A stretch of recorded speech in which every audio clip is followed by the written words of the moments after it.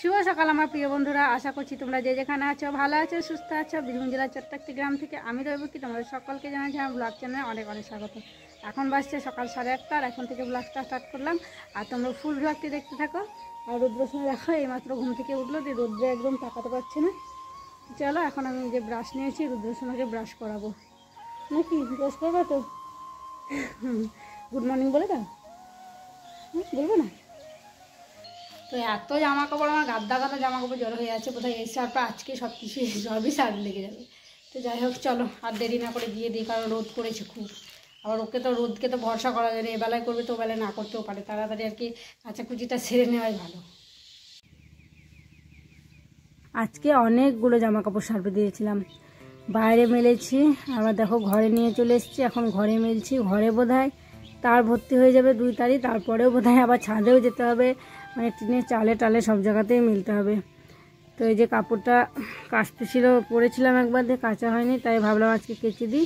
আর এই কাপড়টা সরস্বতী পুজোর দিন পরেছিলাম, সারাদিন আর কি পরে থাকিনি, সেই কড়াই সিদ্ধ বসায় তখন খুলে রেখেছিলাম, কাপড় ছাড়তে হয়েছিল বলে। তো তারপর আর পরিনি, খড়মড়ে কাপড় না বারবার পরতেও ভালো লাগে না, একটু নরম কাপড় পরতেই ভালো লাগে। তো তারপর কেচে দিলাম। আর বাবুর পাঞ্জাবিটাও সেই পুজোর দিন পরেছিল, কাচা হয়নি। জামা কাপড়গুলো সব কেচে মেলে দিলাম, তারপরে স্নান করে চলে এসেছি। আর এখন দেখো ফুল তুলছি, একটু ঠান্ডাটা কমেছে বলে ফুলগুলো একটু মোটা হচ্ছে। কয়েকদিন এত ঠান্ডা পড়ছিল, ফুলগুলো একদম কুড়ি হয়ে একটু মানে ফুটছিল, ওটাটা ফুটতেই পারছিল না ঠান্ডার জন্য। তো এই কয়েকটা পেলাম, এই কয়েকটা ফুল দিয়েই ঠাকুরকে পুজো করে নেব। আর জবা ফুল ছাড়া আর অন্য কোনো ফুল নেই, জবা ফুল দিয়েই পুজো করতে হবে। ঠাকুর সেবা দিলাম, দিয়ে সবজিগুলো কাটছিলাম, তারপর দেখছি মাছ কাকু এসছে, হাঁক দিচ্ছিল, তাই বাইরে এলাম। এসে দেখলাম এই যে মাছগুলো, খয়রা মাছ না কি বলে, এইগুলো নিয়ে এসছে। তো এই মাছগুলো নিলাম 200 গ্রাম।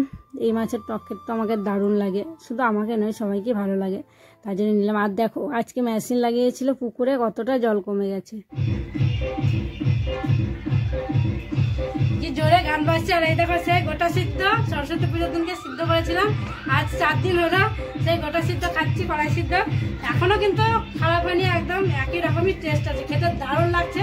আর সারাদিন গান বাজছে, মনটা উড়ু উড়ু করছে, মনে হচ্ছে সবসময় যেন নাচি, এইরকম মানে ভালো লাগছে। শুধু গান হয়তো সবজিগুলো আগেই কেটে নিলাম, কেটে নিয়ে ধুয়ে রেখেছি, এখন মুড়ি খেয়ে নিচ্ছি, মুড়ি খাবো তারপরে রান্না বসাবো। আর সবাই কিন্তু এই কড়াই সিদ্ধ খেতে, শুধু মাকে দিইনি, মা বাবু খায়নি, তাহলে সবাই খেতে। এবার থেকে পেঁয়াজ কিনে খেতে হবে, পেঁয়াজ শেষ হয়ে গেল। সেই যে আগের বার পেঁয়াজ লাগিয়েছিলাম 1 বছর খেলাম, দেখো শুকিয়ে গেছে, তবু পচেনি, একটাও কিন্তু পেঁয়াজ এবছর পচেনি। সব ইয়ে হয়ে গেছে, বয়স হলে এরকমই হয়, শুকিয়ে যায়। আর দেখো কত বড় বড় গাছ হয়ে গেছে। তো এইটাই আর কি, যতদিন চলবে ততদিন হবে, তারপর আমাদেরকে কিনে খেতে হবে। আর এদিকে যাও হুস, মুরগিটা কি জ্বালাচ্ছে দেখছো। আর এই যে আলু কেটে রেখেছি, এই আলুগুলো দিয়ে গাজর আলু, তারপরে এই যে দেখছো সব রকম সবজি দিয়ে করব একটা তরকারি করব। যে সোয়াবিন ভিজিয়ে রেখেছি, সোয়াবিনগুলো দেবো ওর মধ্যে, মানে একটা 5 তরকারির মতো করবো। আর এদিকে হচ্ছে ভাত, আর এদিকে হচ্ছে বাঁধাকপির ঝাল, বাঁধাকপির ঝালটা করে নিচ্ছি, তারপরে সব করে নেবো। আর তো নিয়েছিলাম মাছ, ওই যে মাছ রাখা আছে, মাছের টমেটোতে তেঁতুলে আর কি করব টক টক করে। তো এই হচ্ছে আজকের মেনু।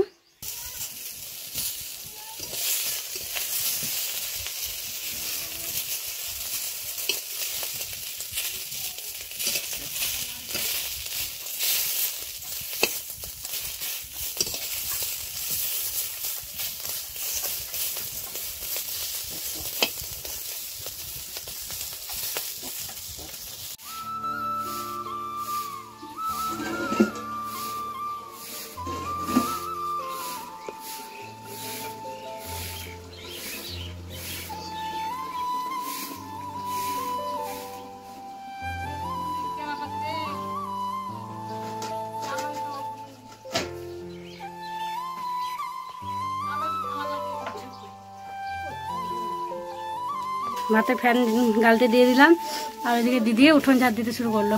জামা কাপড়ে তো ভর্তি একদম গোটা উঠোনে, অনেক কিছু কাচাকুচি হয়েছে। আর প্রচণ্ড রোদ, গ্রীষ্মকাল চলে এলো। আর রাত্রেও এখন খুব গরম লাগছে, আর ঢাকা নেওয়ার প্রয়োজনই পড়ে না। এরকম মা এতটা রোদে বসে থাকতে পারে না, ছাড়াই গিয়ে বসে আছে। এতক্ষণে গানটা একটু বন্ধ হয়েছে। তো ওইদিকে রান্নাবান্না আমার কমপ্লিট হলো, জামা কাপড়গুলো শুকিয়ে গেছে, এগুলো তুলে নিয়ে এলাম। এই যে দেখছো কাপড়টা 3বার পরা হলো, 3-4বার বোধহয় হলো, 4বারই আমার কাঁচা হয়েছে। যে যখনই পরেছে অনেকক্ষণ করে পরে থেকেছে বলে কেচেও দিয়েছি, কিন্তু রঙটা কিন্তু এখনও যায়নি, একটু রঙ উঠছে না। ভালো কিন্তু কাপড়টা, কম দামে ভালো কাপড়। যাই হোক এগুলো এখন রাখি, খাওয়াতে হবে রুদ্রকে, মা খেতে দিতে হবে। এবার এগুলো দিদিদের অন্য জায়গায় রাখি।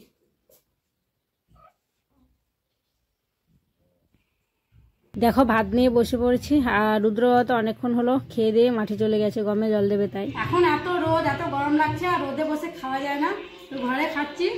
আর একটা কি তরকারি মনে হচ্ছে ঝাল হয়ে গেছে, ঝাল ঝাল আছে, 5 টাকা খেতে হবে। আর ঘরের ভিতরে খাচ্ছি বলে একটু অন্ধকার অন্ধকার হচ্ছে ছবি, বাইরে ছবি দেখে দেখে ভেতরে অন্ধকার অন্ধকার। সবার খাওয়া দাওয়া হলো, তারপর বাসন কুসুন নিয়ে চলে এসেছি। আর প্রচণ্ড তো রোদ ঘাটে, বুঝতে পারছো তোমরা। আর দেখো এতদিন আমি ওপর সিঁড়িটায় বসে বাসন মাজতাম, আর আজকে একদম জল অনেকটাই কমে গেছে। এবার নিচে সিঁড়িটায় এবার তো হলো শুরু, জলগুলোকে সবই মেরে ফেলবে, এই গমে জল দেবে, এই পেঁয়াজে জল দেবে, সব জলগুলো মেরে ফেলবে, দিয়ে আমাদের অসুবিধা হবে। এই ঘাটে না হবে কাপড় কাচা, না হবে থালা বাসনগুলো মাজবো, মেজে আবার রুদ্রসোনাকে একটু ঘুম পাড়াতে হবে। দুদিন থেকে ওর ঠিকঠাক ঘুম হচ্ছে না, বক্সের আওয়াজে ঘুমাতে চাইছে না। তো এখন একটু বন্ধ আছে গানটা, তো ভাবলাম এই টাইমটা একটু ঘুম পাড়িয়ে দিই। ঘুমিয়ে গেলে তখন গান বাজিয়ে দিলে আর উঠবে না, তো ঘুম পাড়ানোর সময় তো যদি বাজে না তখন ঘুমাতে চাইবে না। তো যাই হোক চলো আমি বাসনগুলো এখন মেজে নিই। মেজে এবার মাজা হয়ে গেছে, এবার ধুয়ে নেব।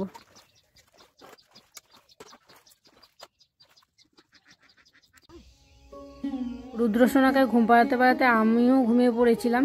তো তারপর উঠে দেখি রুদ্র বাবা এখনও আসেনি, আর এখন বাজছে বিকেল 5টা। তাই ভালো আমি যাই গিয়ে দেখে আসি, কিন্তু দেখছি রুদ্র বাবা অনেকটাই দূরে আছে। আর আমাদের যে জমিটা জল দেবে সেই জমিটা এখনও পাইপ লাগানো হয়নি। তাই ভাবলাম না আমি বাড়ির দিকেই যাই। তো বাড়ির দিকে যেতে গিয়ে ভাবলাম সকালবেলায় তো শাক নিতে আসার সময় হয় না, এ কাজ ও কাজ করতে করতে। তাই ভাবলাম কালকের জন্য একটু শাক তুলে নিই। দেখো তার জন্য কালকের জন্য পালং শাক কিছুটা তুলে নিচ্ছি। আজকে তো বাঁধাকপি হয়েছিল, তো কালকে ভাবছি একটু পালং শাক করবো।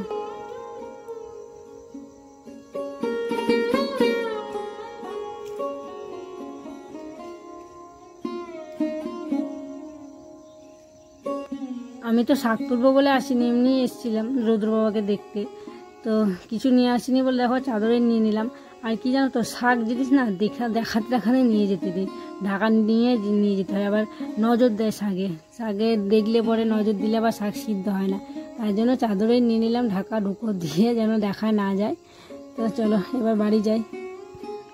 শাকগুলো তো তুলে নিয়ে এলাম, তো ঘরের ভিতরে রাখবো না, ভাবছি শিশিরে দেবো একটু, তো মানে বাইরে যে থাকে একটু টাটকা হয়ে থাকবে। আর ঘরে থাকলে না একটু নিতে যাবে, চিমচিয়ে যাবে। তাই ভাবলাম টিনের উপরে তুলে রাখি, তাহলে টাটকা একদম তাজা হয়ে থাকবে। সকালবেলায় দেখবে যে মনে হবে যেন কালকেরই আনা।